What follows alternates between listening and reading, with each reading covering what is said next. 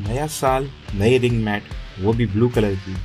और शायद अपने लास्ट स्मैकडाउन एंट्रेंस से शुरुआत हुई undisputed WWE champion Cody Rhodes से, क्योंकि शायद कोडी रोड्स और गुंथर का ब्रांड एक्सचेंज होने वाला है। यानी world heavyweight champion Gunther SmackDown पर और undisputed WWE champion Cody Rhodes raw पर ट्रांसफर किए जाने वाले हैं। कोडी आते ही कहते हैं कि स्मैकडाउन अब से 3 घंटे का शो बन गया है और वो नेटफ्लिक्स पर आने वाले रॉ के लिए बहुत खुश है।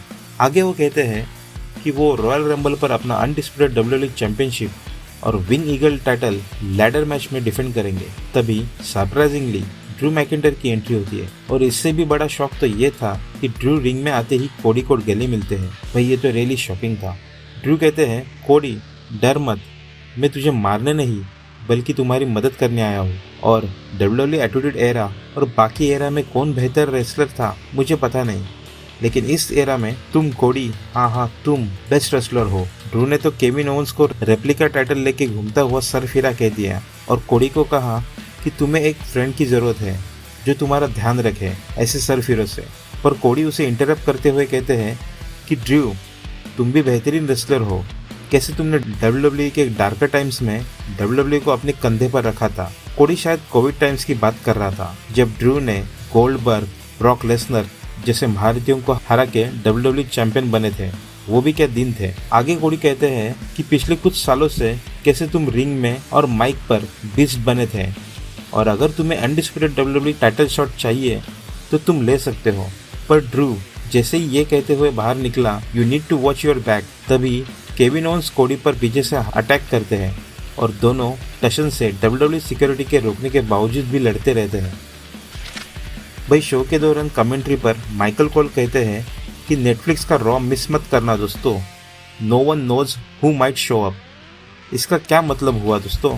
क्या माइकल कोल ने the final boss the rock के बारे में हिंट दी? पॉल हेमन और सोलो का प्रोमो होता है जिसमें पॉल कहते हैं सभी को पता है कि असल में ट्राइबल चीफ कौन है और कैसे रोमन और मैंने सोलो को ट्राइबल चीफ कैसे बनते हैं ये सिखाया था।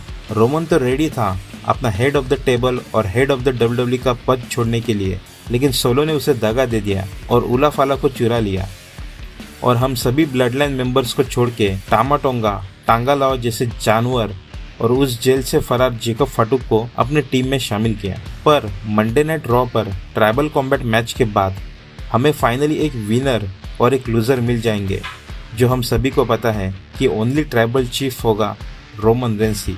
तभी सोलो रिंग में आते हैं और वो भी अकेले, और भाई ये बंदा सुधरने वाला नहीं है। वो रोमन कैसे पॉल को हाथ आगे करके माइक देने को कहता है, ठीक उसी तरह आज सोलो ने किया। सोलो पॉल हेमन को कहता है कि जैसे तुमने CM पंक को एक फेवर देने का वादा किया था वैसे ही आज तुमसे एक फेवर मैं मांगता हूँ। जब रोमन मुझे हराएगा तब तुम उसे उला फला पहनाओगे और मैं उसे एक्नॉलेज करूंगा, और अगर इसका उल्टा हुआ, अगर मैं जीता तो तुम मुझे उला फला पहनाओगे और तुम मेरे वाइस मैन बनोगे और रोमन और तुम्हें मुझे एक्नॉलेज करना पड़ेगा। वाह क्या फेवर मांगा है सोलो ने।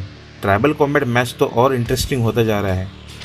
WWE वुमेन्स चैंपियनशिप मैच होती है नायोमी वर्सेस नाया जैक्स के बीच, जिसमें नाया जैक्स अपना टाइटल रिटेन कर देती है टिफनी स्टैटन के हेल्प से। पर मैच के बाद टिफनी स्टैटन नाया को बिट्रे करके अपना money in the bank cashing करके नई वुमेन्स चैंपियन बनी। टिफनी फैंस की फेवरेट बन गई है, ये तो होना ही था।